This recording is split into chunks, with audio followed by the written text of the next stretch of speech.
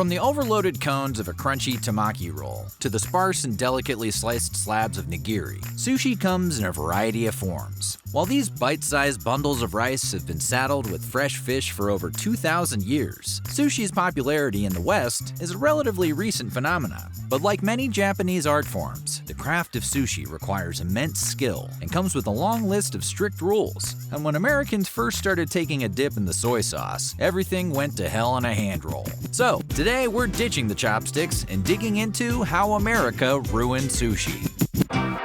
But before we get started, be sure to subscribe to the Weird History Food channel. After that, leave us a comment and let us know what other food-related topics you would like to hear about. Alright, let's lay out that seaweed and get rolling.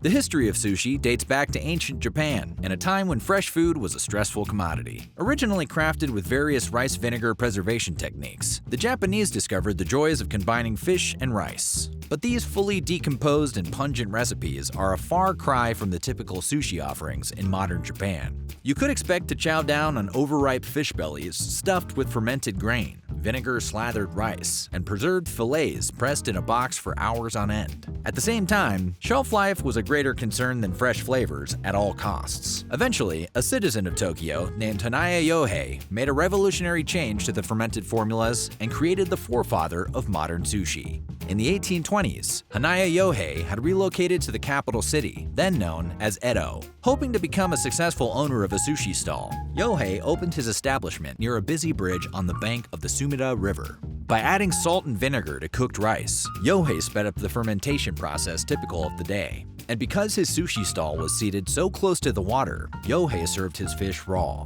The modern-day version of nigiri has direct roots to this humble 19th century stall. These fresh fish food bombs quickly became a favorite for local residents and people passing through. And before long, Yohei's brand of nigiri spread across the nation of Japan. Like the McDonald's of feudal Japan, nigiri sushi was cheap, fast, and ready to eat. And for the vendors that followed Yohei's example, their craft was mostly served on mobile carts and outdoor stands. 100 years later, Tokyo became the bustling epicenter of Japanese culture and cuisine. In fact, a 1923 earthquake caused a real estate crash, which resulted in hundreds of sushi vendors snatching up cheap properties, ditching their handcarts for cramped but affordable sushi stalls. The sushi scene exploded. Once considered cheap food for blue-collar stiffs on the go, by the mid-century, sushi joints were absolutely everywhere. The simple fish-on-rice appeal of nigiri certainly stands tall among Japanese cuisine.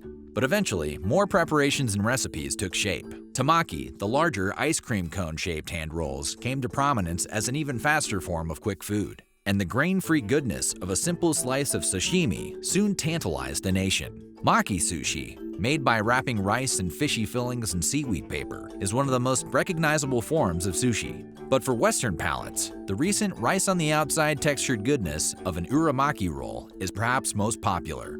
Although sushi chefs began to elevate and expand their craft, Japan's most famous food remained firmly for the people. Keeping to their fast foodish roots, the on-the-go appeal of sushi was pushed even further in 1958. Genroku Sushi, opened in the city of East Osaka, became the first ever conveyor belt sushi spot, now known as kaiten sushis. These mechanically augmented experiences quickly became common in Tokyo. In fact, conveyor belt sushi can now be found all around the world.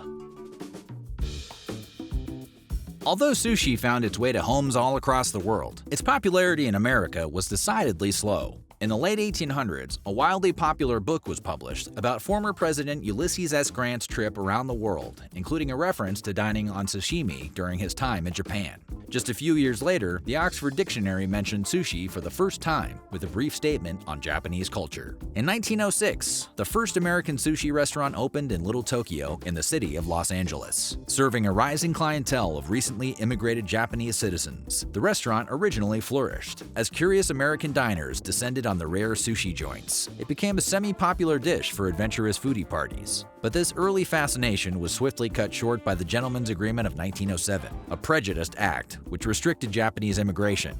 Further complicated by the grim history of Japanese internment during World War II, sushi became practically non-existent in the US. New restaurants opened in Little Tokyo, LA during the 1950s, when the term sushi bar was first popularized. Though many chefs and establishments have been credited with first bringing the dish to US prominence, a sushi chef named Ichiro Mashita is perhaps responsible for one of the most important and damning roles in history. Ichiro Mashita, unable to acquire fresh tuna belly for his toro rolls, instead chose to add slabs of fatty avocado to his sushi. Subbing tuna for guac may have seemed like a wild move, but Mashita took it even further, noticing that his American diners did not appreciate the texture of seaweed wrapped in maki rolls. The chef flipped the script, literally, by rolling the rice outside. Dubbing his deed uramaki, or inside-out rolls, the former LA exclusive became the California roll of today. And perhaps because of America's reluctance to accept raw fish as a standard protein, Chef Mashita's West Coast fresh sushi hybrid took off like a rocket.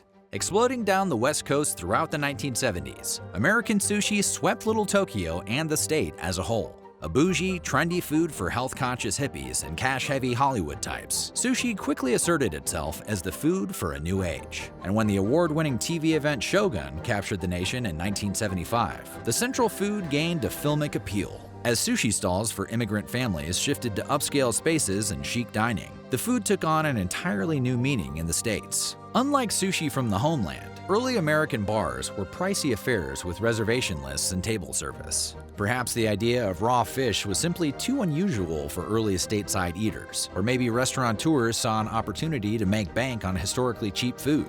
Whatever the reason, sushi continued to see a reputation as an expensive delicacy throughout the 1980s, a glitzy form of eating out reserved for the rich and the adventurous.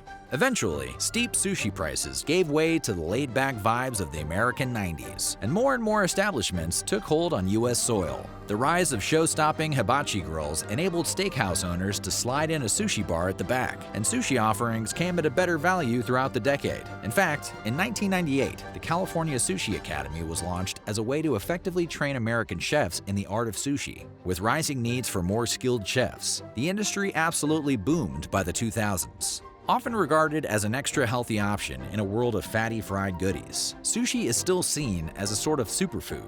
Although there is certainly truth to these claims, they come with one major caveat. Not all sushi is created equally, especially in America. When it comes to making, selling, and even eating sushi, Americans get just about everything wrong. While the inside-out appeal of uramaki was invented by a Japanese chef, the American-born rolls are wildly unpopular in sushi's homeland. Nori, or seaweed, is savored for its flavor and texture in Japan. Therefore, the natural maki roll far exceeds the rice-hiding tactics which were specifically made for US appeal. But in the States, you'd be hard-pressed to find any sushi bar that does not serve good old California rolls. In America, most sushi establishments come saddled with a massive hibachi grill. But while it appears to American steakhouse sensibilities, this merger of sushi and beef isn't just frowned upon in Japan, it's literally sacrilegious. Apart from food safety concerns over the preparation of raw fish side by side with cooked beef, the very history of sushi is tied to spirituality.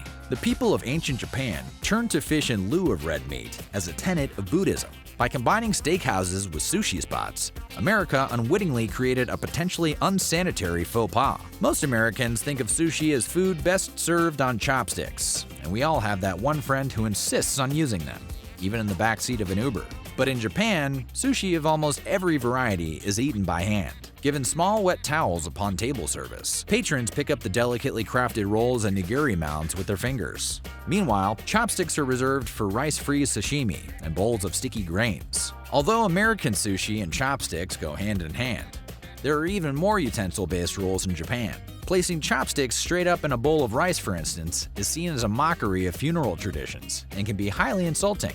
Furthermore, rubbing disposable sticks together is seen as disreputable behavior, and one should always place their used chopsticks back into the empty paper package. While sushi consumption can certainly lead to a healthier lifestyle in Japan, the ingredients and preparation methods of American rolls don't result in tighter abs. From fatty additions like cream cheese and heavy mayos, to deep-fried prawns and sugary sauces, stateside sushi is downright heavy. But even the leaner, meaner rolls in Japan are said to contain nearly double the vinegar and sodium from the early 19th century. And while Japanese citizens are more likely to march off the meal by utilizing public transportation, Americans are more likely to drive themselves and stop for a shake on the way home.